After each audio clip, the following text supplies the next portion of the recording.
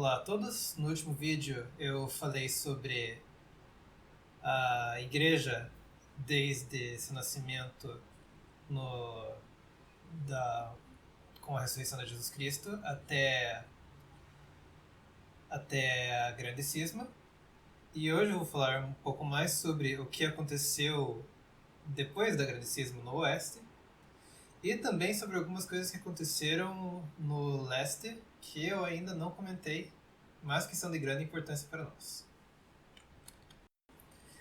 Como sempre, fácil falar porque só foi feito um vídeo até agora, mas começando com as orações antes do vídeo.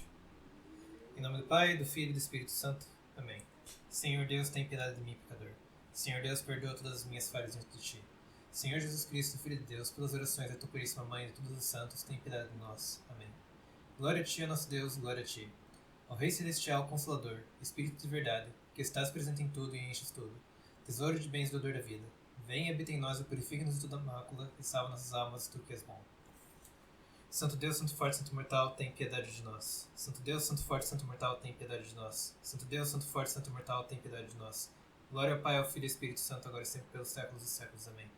Santíssima Trindade, tem piedade de nós. Senhor, purifica-nos dos nossos pecados. Mestre, perdoa as nossas iniquidades. Santo, olhe e cura as nossas enfermidades pelo Teu santo nome. Senhor, tem piedade, Senhor, tem piedade, Senhor, tem piedade.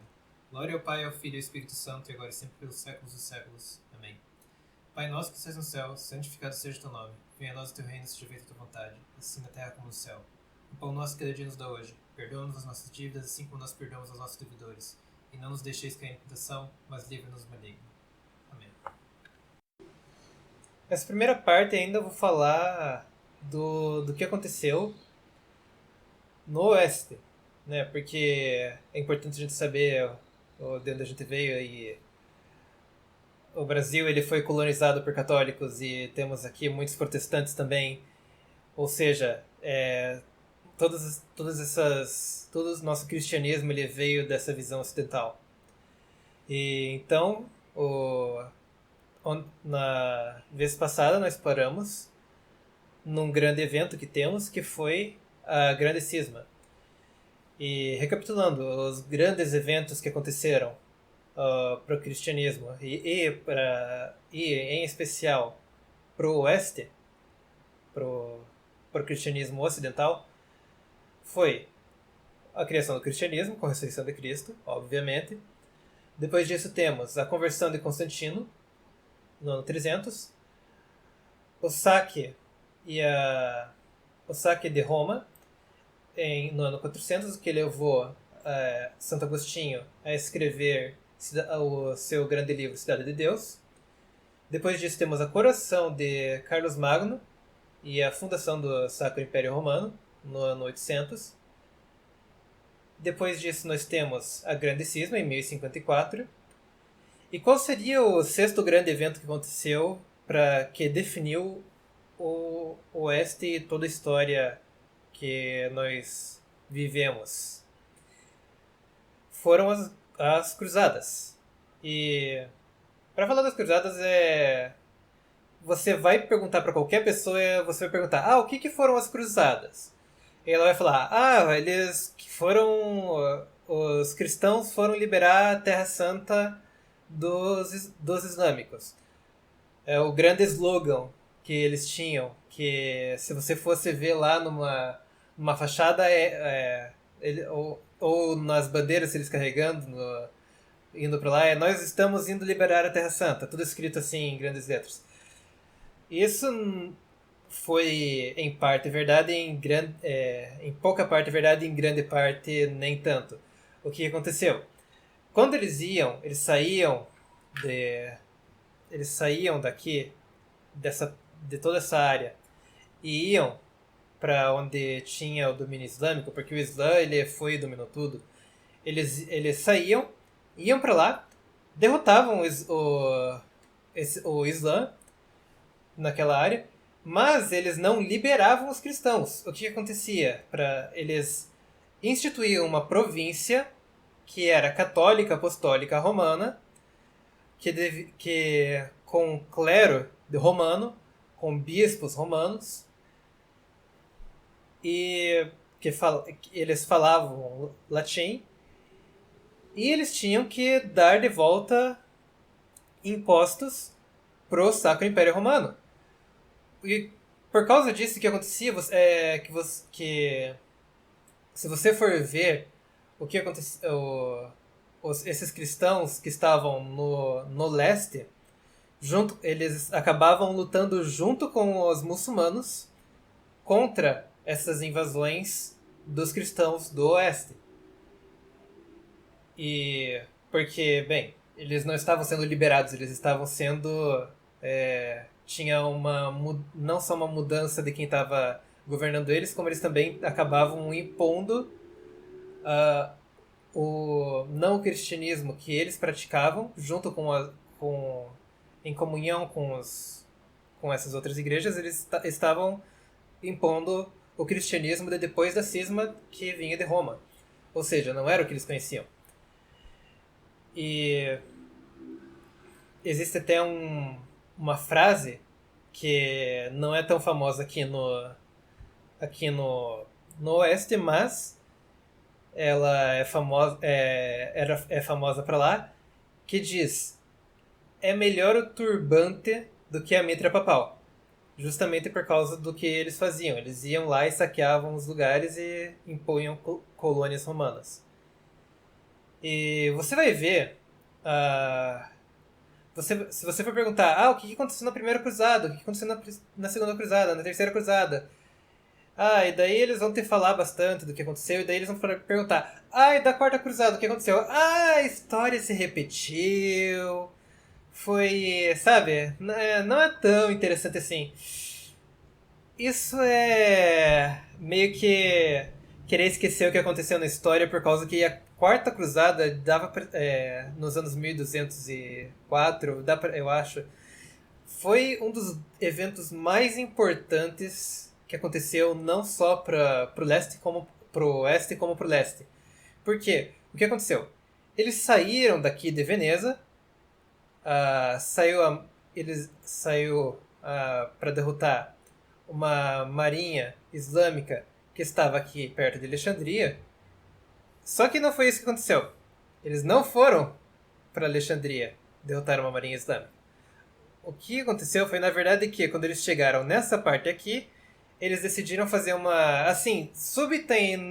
subitamente mudar o curso deles lá, 90 graus mais ou menos, para ir para Constantinopla, onde não tinha um único turco em vista. E o que eles fazem em Constantinopla?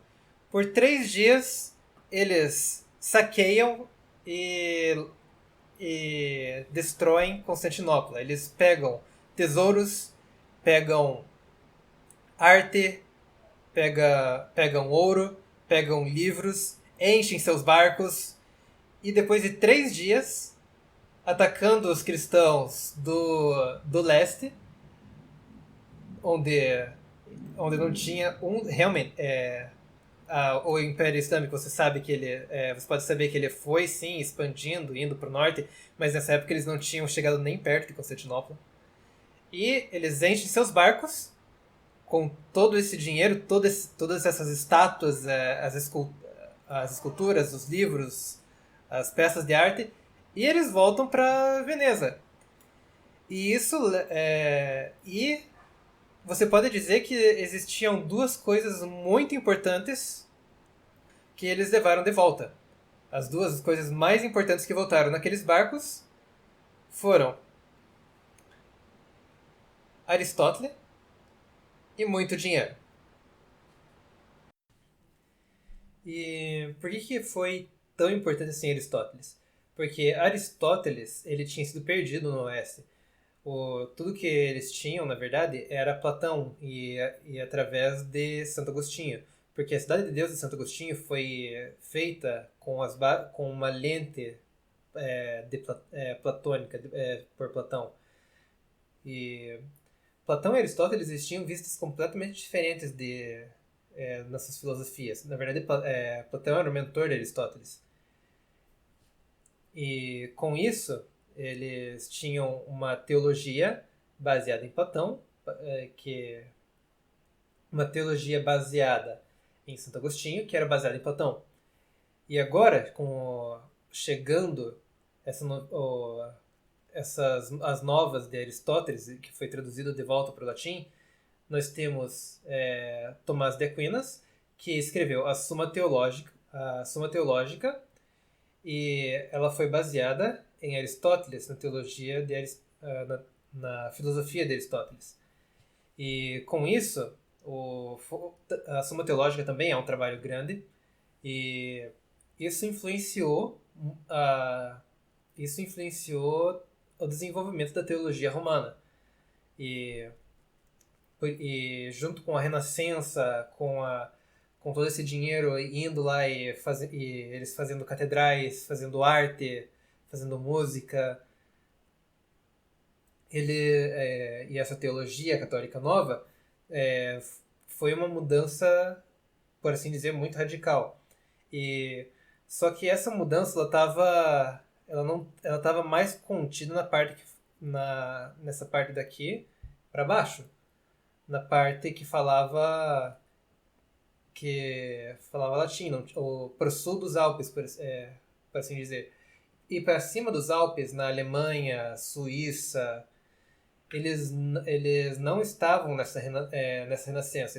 Eles eram camponeses e que recebiam uma notícia que aconteceu aqui e lá, e uma vez ou outra eles iam fazer peregrinações para Roma, para grandes centros de fé, e numa dessas peregrinações um monge agostiniano, ele meio que embelezando, por assim dizer, uma história assim, né? Talvez, tenho quase certeza que não foi exatamente isso que aconteceu, mas imagine um monge de um lugar bem pacato, bem camponês, ele é acostumado com a teologia antiga, ele ergue as mãos, olha para cima para adorar na Capela Sistina e pensa: por que tem um monte de gente pelado no teto? E o nome desse monge era ninguém mais, ninguém menos do que Martinho Lutero.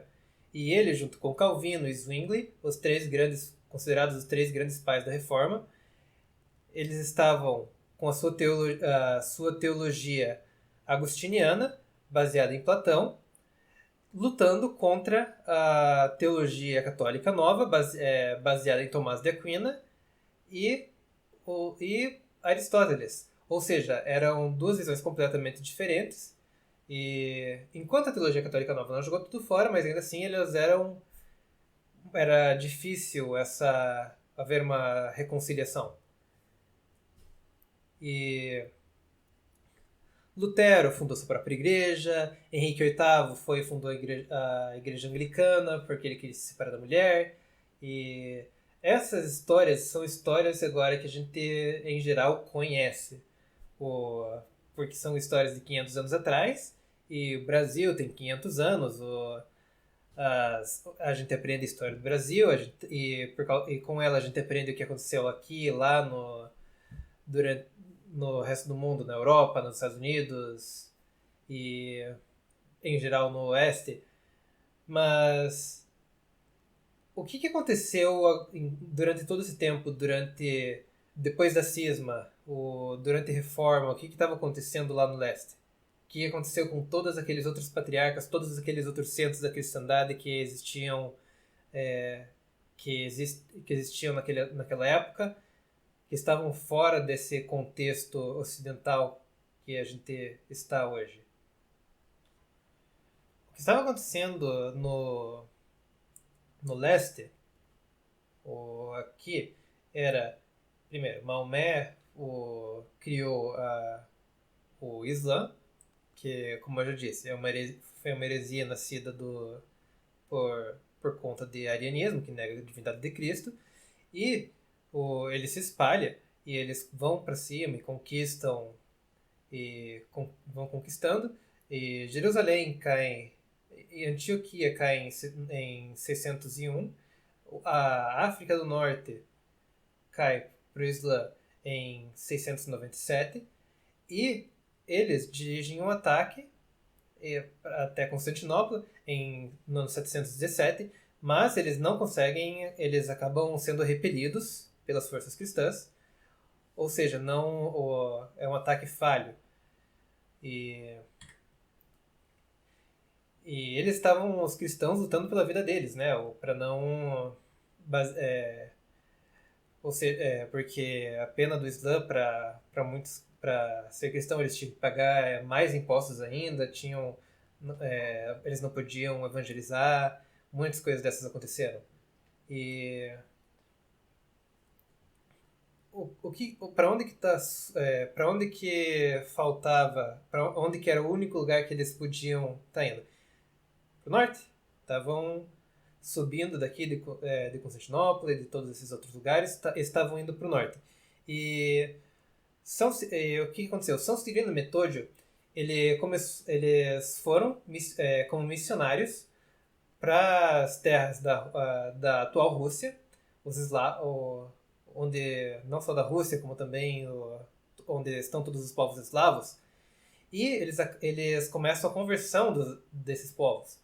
Eles também são extremamente importantes por causa que o alfabeto que eles usam hoje em dia é chamado alfabeto cirílico, ou seja, que foi um alfabeto que Cirilo fez justamente para poder traduzir a Bíblia e levar ela para o povo, porque, como eu já disse, o povo ele celebrava a liturgia na língua no vernacular, na língua do povo. E isso começa a expansão do cristianismo nessas áreas. E o próximo grande evento cristão pro povo russo e eslavo foi Santa Olga Imperatriz, que ela perdeu seu marido, o rei, numa batalha, eu não vou entrar aqui em toda a história de Santa Olga, é uma história muito bonita, que se você e muito forte, se você for ver. Ela permanece como rainha, ela não se casa novamente, e ela vai até Constantinopla, e ela é instruída na fé tanto pelo patriarca quanto pelo imperador, e ela volta convertida, e ela consegue convencer os lugares a não serem anticristãos. Por causa que era um povo pagão, eles tinham suas próprias crenças, e ser cristão era mal visto ainda, na Rússia principalmente. E com isso ela consegue convencer o filho dela. Ele não se torna cristão, mas ele não persegue cristãos. Ele tolera os cristãos. E depois dela, o seu filho continua pagão até sua morte. A Santa Olga Imperatriz, ela exige que seu corpo seja os ritos finais sejam os ritos cristãos, e ela constrói catedrais e financia mosteiros. E depois do reino de seu filho, seu neto, príncipe Vladimir, aceita a cristandade, e a história diz que eles estavam procurando a religião verdadeira, assim, para ser a religião do povo russo, a religião oficial. E diz que eles foram para... Eles consideraram o Islã, os judeus e os cristãos. Eles foram para o Islã, e diz a história que eles viram o Islã, e uma das coisas que aconteceu foi que o Islã ele proíbe álcool. E álcool é uma das grandes culturas, você vai ver até hoje em dia, dos russos, que eles você sempre tem essa história de que os russos bebem muito, os eslavos bebem muito. E isso foi um grande... Não, a gente não podemos ser islãos, porque a gente não vamos... a felicidade da vida de um russo a bebida. E não era nem... E ele não falava nem de bebida ao ponto de cair, mas era bebida em geral que era proibida, álcool era até considerado um remédio para certas coisas. E ele foi para os judeus, mas só que com os judeus eles consideraram que poxa, muito legal aí, mas vocês não só perderam Jerusalém, como os cristãos eles conquistaram todas essas áreas e não e por conquistaram todas essas áreas com o seu evangelismo e enquanto vocês meio que caíram, desandaram. E o outro lugar que eles foram foi Constantinopla para ver com toda essa comitiva foram para Constantinopla para ver o que a cristandade poderia oferecer. E quando eles foram para Constantinopla, o rei e o patriarca, eles fizeram todos os serviços litúrgicos por 2 semanas inteiras. Ou seja, vésperas, os serviços noturnos, e as liturgias, todos os dias eles faziam tudo que eles faziam e fizeram ainda melhor, ainda mais do que eles normalmente faziam. E com isso, uma frase que ficou gravada na história desse acontecimento é que essa comitiva ela falou o seguinte, que eles não sabiam se eles estavam no céu ou na terra de tão belo e de tão que eram essas liturgias. E com isso ele volta para Moscou, para Kiev, e eu agora não vou lembrar qual que é o nome da cidade, qual que era o nome da cidade. E lá ele institui o cristianismo como a religião oficial da Rússia. O cristianismo ele não vai tomar conta da Rússia imediatamente. Ele primeiro toma, da mesma maneira que aconteceu na antiguidade, primeiro nas grandes cidades e depois vai para as periferias, para outros lugares. Histórias de martírios acontecem, inclusive, nas mãos dos pagãos de cidades menores. E, enfim, isso foram os grandes acontecimentos da conversão da Rússia.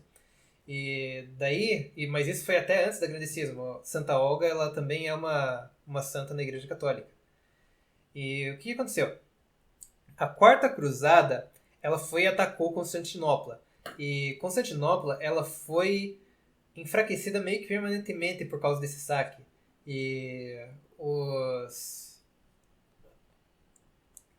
esforços de construção e de mantimento, ele era uma capital. E não é igual hoje em dia que em 2 anos você tem um prédio novo ali. Naquela época você precisava de muralhas, era um esforço um pouco mais complicado. Eles não tinham todas essas facilidades que a gente tem do mundo moderno. Ou seja, quando você fala que 250 anos, eles tinham tempo para se recuperar. Considerando que eles estavam sendo atacados várias vezes estavam sendo não atacados, mas o Império estava sendo reduzido por causa do Islã, por causa do que pensa. Eles antes tinham toda essa parte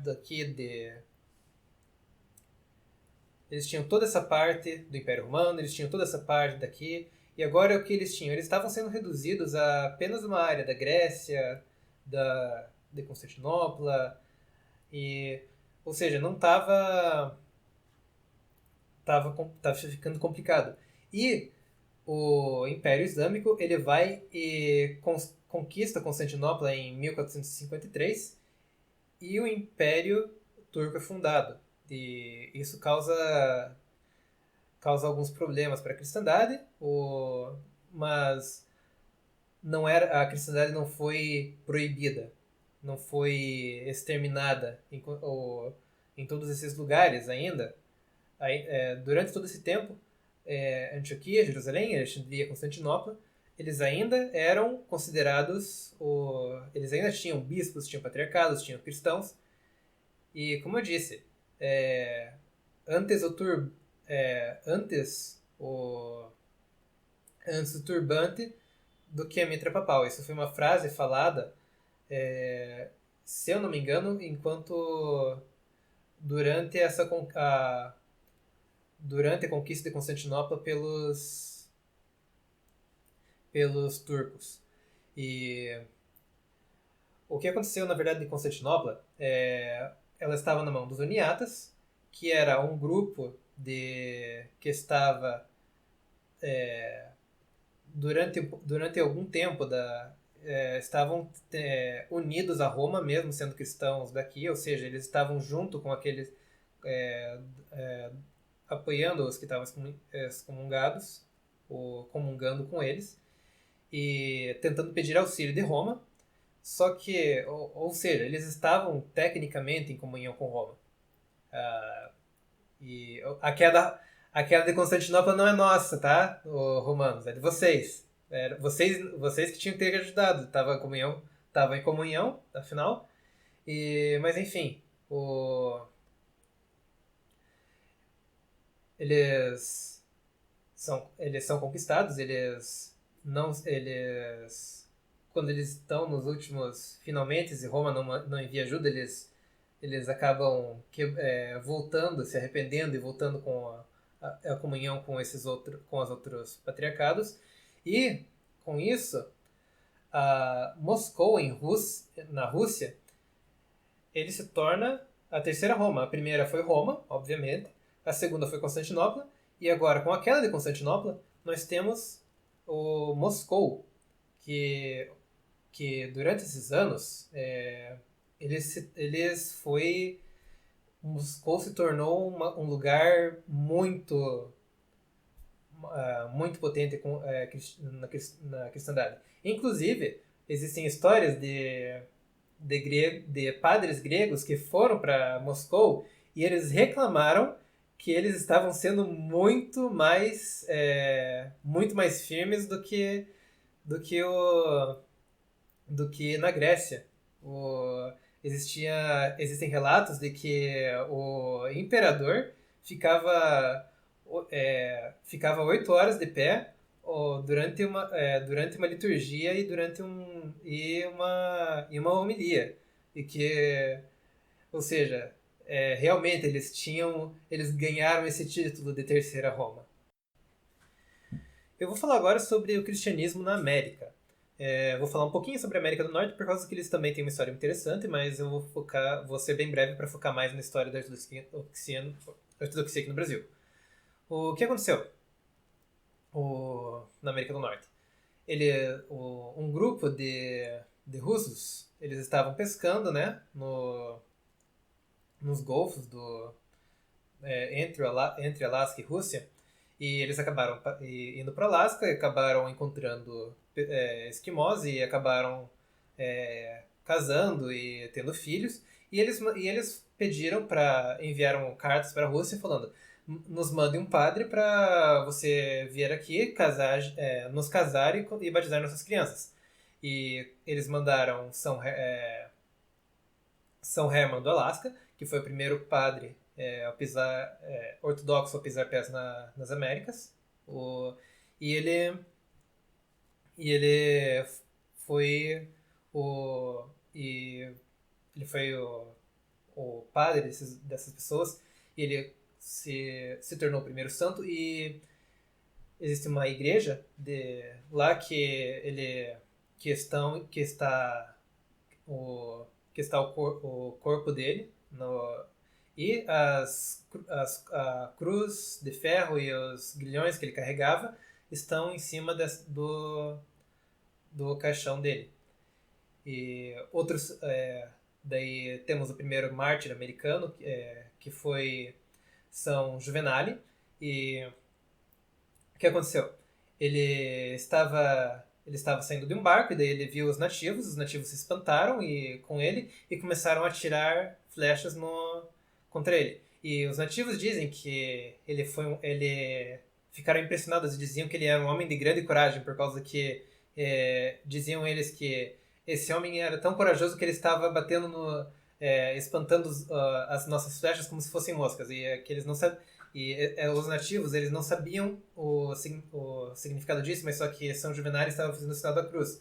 E enquanto estava atirando nele. Então, disso aqui para isso aqui, numa distância meio grande, então, eles não iriam conseguir ver a diferença. Ele foi o primeiro mártir americano. E depois nós temos o primeiro santo que nasceu em solo americano, que foi São Pedro Aleuta, que eles foram numa viagem para o Forte Rousse, que é nos Estados Unidos, e a caminho eles foram capturados por conquistadores espanhóis na Califórnia, ou seja, católicos romanos, e eles tentaram converter o São Pedro e o seu companheiro de viagem para o catolicismo. E ele falou, não, eu sou cristão. Daí ele fez o sinal da cruz só que daí os conquistadores, eles falavam, não, você tem que fazer assim, por causa que existia uma das coisas que foi mudada foi como no catolicismo romano, foi como fazer o sinal da cruz. E eles tentaram forçar ele, mas só que o sinal da cruz tem um significado e que eu vou falar depois nas próximas aulas, sem querer ficar dando spoilers, mas eu tenho que manter vocês interessados o suficiente, né? Para vir para as próximas. E como ele não fazia, cortaram um a um dos dedos dele. E quando ele se recusou, eles cortaram ele todo e deixaram ele sangrar até a morte. Esse foi o primeiro mártir mártir de santo nascido nos Estados Unidos. Alguém que morreu pela fé. Ou seja, as Américas já existem santos americanos. Não existem ainda santos sul-americanos, mas temos alguns, pelo menos um candidato que eu conheço. A ortodoxia aqui no Brasil, em geral, ela veio aqui só nos últimos 120 anos. Ou seja, é uma história muito curta. Vieram com imigrantes, vieram com seus padres, seus ícones e fundaram suas igrejas e continuaram praticando. Os gregos, os sírios, os ucranianos, os russos. E eles vieram em levas, né? Os russos principalmente depois da Revolução Russa. Temos essas histórias documentadas em um documento que eu vou deixar o link ali na descrição. E eles têm os detalhes da igreja ucraniana, que na verdade nem todos os ucranianos que trouxeram a fé deles foram ucranianos ortodoxos, por causa que existem na Ucrânia os uniatas, que são, você já ouviu esse nome, que eles estavam junto quando eu falei da queda de Constantinopla, que são ortodoxos que deixaram a igreja ortodoxa e se uniram à igreja romana. Ou seja, eles são os chamados católicos de rito bizantino. Ou seja, se você for de uma igreja que se diz ucraniano, você tem que prestar atenção se você está indo numa igreja ortodoxa ou numa igreja católica ucraniana. E fora isso, a exceção a essa regra de serem imigrantes que vieram para o Brasil é da igreja polonesa e da igreja sérvia. A igreja polonesa, ela começou com um grupo de estudantes de astrologia, que eles estavam lendo René Guénon, e eles se interessaram pela ortodoxia ao ler nesses livros, e eles mandaram cartas e falaram com padres da igreja da Igreja Ortodoxa, e com o tempo eles acabaram decidindo ir para Portugal, e lá eles encontraram o metropolita Gabriel, e eles decidiram lá se tornar ortodoxos, e ao decidir se tornar ortodoxos, o metropolita Gabriel ele ficou preocupado por causa que eles não podiam se tornar ortodoxos e mandar eles de volta aqui para o Brasil sem um padre, né? Ou seja, e com o tempo, então, eles se tornaram, um deles se tornou um padre e com isso tiveram um diácono também, e eles vieram para cá, para o Brasil, e eles fundaram a Igreja Ortodoxa de Portugal aqui no Brasil.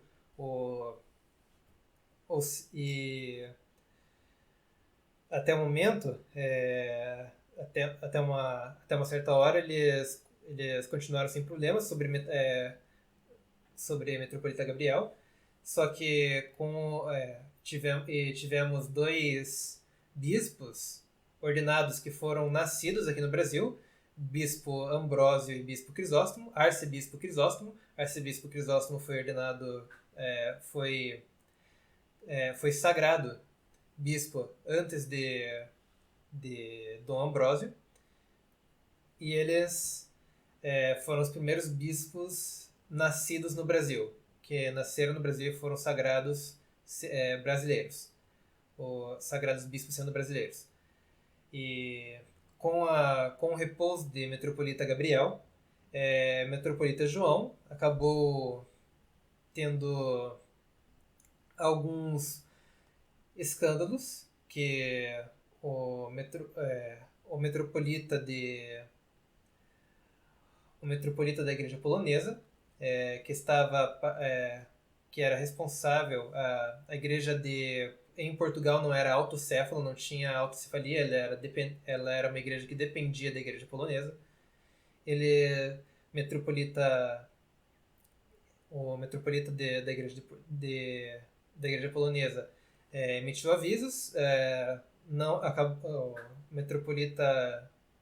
metropolita João acabou não atendendo a esses avisos, e com isso o arcebispo Crisóstomo e bispo Ambrósio foram diretamente à Igreja Polonesa eles se tornaram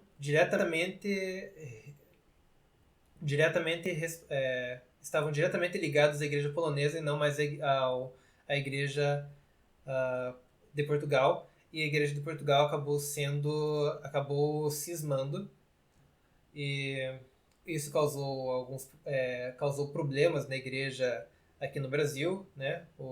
Muitos fiéis saíram, e também daí surgiu a Igreja Sérvia, que aqui no Brasil porque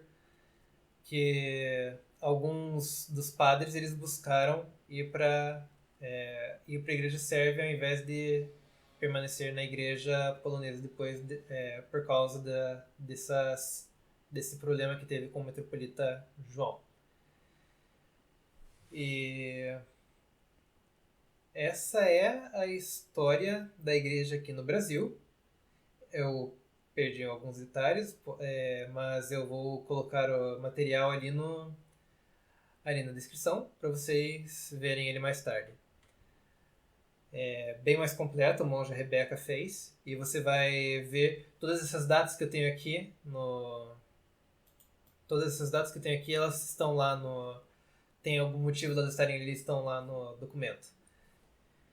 Mas infelizmente vamos ter que ir pela ordem cronológica. Vou ter que acabar numa nota um pouco ruim e falar sobre a Primeira e Segunda Guerra Mundial e a Revolução Russa principalmente, porque a Revolução Russa ela causou